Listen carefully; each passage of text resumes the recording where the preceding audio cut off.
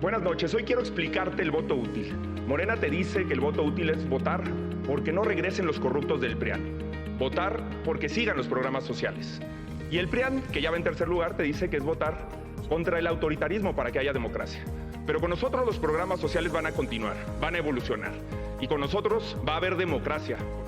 Vengo aquí a defender la vida, la verdad y la libertad. Te tengo una buena noticia. Los mexicanos ya despertamos, ya ganamos. Hoy, en muchísimas ciudades, miles y miles de mexicanos salieron a las calles a defender la democracia. No tengo ninguna duda, la esperanza ya cambió de manos. La esperanza es nuestra y con esa vamos a construir un país en paz. Muy buenas noches. Nos encontramos en Tlatelolco, donde ocurrió uno de los episodios más dolorosos de la historia de México. La represión del 2 de octubre, cuando un presidente priista ordenó la represión y el asesinato de jóvenes que luchaban por la libertad. 56 años después nos encontramos aquí, con el mismo PRIAN. Y nosotros, aquellos jóvenes, hijos y nietos del 68, junto con millones de mexicanos que construimos un país más justo. Yo creo que sí tiene que haber una reforma del Poder Judicial, pero no una que vulnere su autonomía, ni una que centralice más el poder. Porque, por cierto, Saldívar fue designado ministro por Calderón. Y la ley Saldívar, que extendía ilegalmente el mandato del presidente de la Corte, fue votada a favor por el PRI y por el PAN. Lo mismo que en el Tribunal Electoral del Poder Judicial de la Federación, al que el PRI y el PAN intentaron quitarle facultades cuando se discutía la reforma electoral. O que el PRI y el PAN estuvieron a favor de designar a consejeras y consejeros del INE por tómbola, o tener un comité de selección con integrantes de Morena. Hay que tener congruencia. Hay que hacer una reforma al Poder Judicial para hacer más accesible la justicia y para que no solamente tenga justicia en México quien tiene dinero. De las cosas más imperdonables de esta administración es el abandono al sistema de salud. 50 millones de personas no tienen acceso a servicios de salud. Solo 3 de cada 10 niños menores de 2 años tienen las vacunas completas. Hay desabasto de medicamentos. Esa es la verdad. Pero lo más grave, los verdaderos científicos hace unos días acaban de hablar del pésimo manejo de la pandemia. De los 800,000 muertos, se pudo haber evitado la muerte de 300,000 personas. 300,000 personas que perdieron un ser querido por la ineptitud e incapacidad de este gobierno. En 2006, para validar una elección, que en realidad fue un fraude electoral, Calderón tomó una de las decisiones más terribles en nuestro país, la guerra contra el narco. La guerra quiere decir permiso para matar.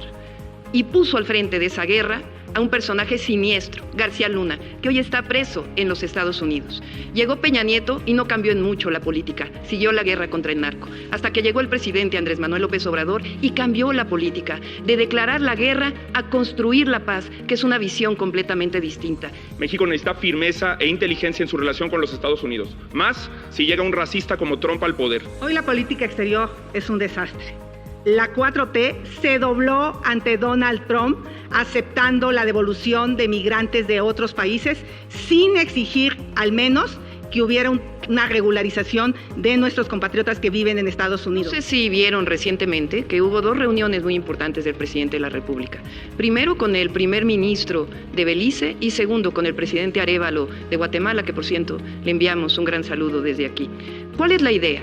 Generar un polo de desarrollo en el sur de nuestro país, en la frontera sur. Ahí se definieron una serie de acciones para el cruce fronterizo, que es fundamental. No tenemos financiamiento del crimen organizado, ni de ningún grupo de interés, y por eso tenemos la autonomía para hablar con libertad. A lo mejor tengo menos lonas, menos bardas, menos espectaculares, menos anuncios que las candidatas de la vieja política, pero tengo más independencia, más integridad, más autonomía para ejecutar los cambios que necesita el país. Ahora les voy a contar la historia del por qué le llamé a Morena narcopartido. Resulta que en 2019 Mario Delgado, presidente de Morena, se asoció con Sergio Carmona, vinculado al crimen organizado. El negocio consistía en meter gasolina de Estados Unidos a México, sin pagar impuestos. Para ello nombraron a Julio Carmona, hermano de Sergio Carmona, administrador de la aduana de Reynosa. Este negocio provocó un quebranto de 700,000 millones de pesos de impuestos al SAT. Entraron 150 millones de barriles de gasolina y diésel ilegal. Carmona se volvió el financiador de campañas de Morena hasta su muerte en 2021. Julio Carmona huye a Estados Unidos y se vuelve testigo protegido. Y ahí no acaba la historia. Esta semana mataron a Carlos Narváez, sobrino del director de Pemex, alto funcionario de aduanas aquí en la Ciudad de México. La revelación que les quiero hacer esta noche es muy grave. Mario Delgado está bajo investigación criminal por agencias de seguridad de Estados Unidos. Ahora entienden ¿por qué le llamé narcopartido a Morena? Esta es la gráfica de homicidios con el gobierno de Andrés Manuel López Obrador. Y ahora lo hicimos de esta manera. Se muestra la disminución, pero además se muestra lo que hubiera ocurrido si no hubiera llegado un cambio de política. Además, vamos a hablar de la disminución de los secuestros con el gobierno de Andrés Manuel López Obrador, 74%. México necesita un presidente capaz de enfrentar este problema y soy el único que puede hacerlo. Yo sí tengo resultados en materia de seguridad. Gracias al juicio que promovimos nosotros, no pasó la ley de seguridad interior que el gobierno del PRI con Peña Nieto intentó hacer para perpetuar la militarización de este país. Lamentablemente, el PRI y Morena se juntaron y lo pusieron en la Constitución en este sexenio. Hablando del Vaticano, tengo una pregunta para la candidata de las mentiras. Las dos tuvimos un encuentro con el Papa. ¿Le contaste a su santidad cómo usaste la Virgen de Guadalupe en una falda a pesar de que no crees en ella ni en Dios? ¿Le platicaste que derrumbaste una iglesia cuando fuiste delegada de Tlalpan? Tienes todo el derecho de no creer en Dios. Es un tema personal.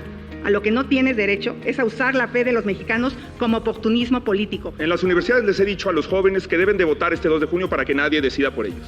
Y aunque si yo tuviera que elegir entre el PRIAN y Morena, no sabría por quién hacerlo, les he dicho que incluso es preferible que voten por cualquiera de esas dos opciones a que no voten. Por eso te invito a confiar en ti, en lo que crees, a que votes por lo que te representa. Los invito este próximo 29 de mayo a las 4 de la tarde en el Zócalo de la Ciudad de México, que va a ser nuestro cierre de campaña.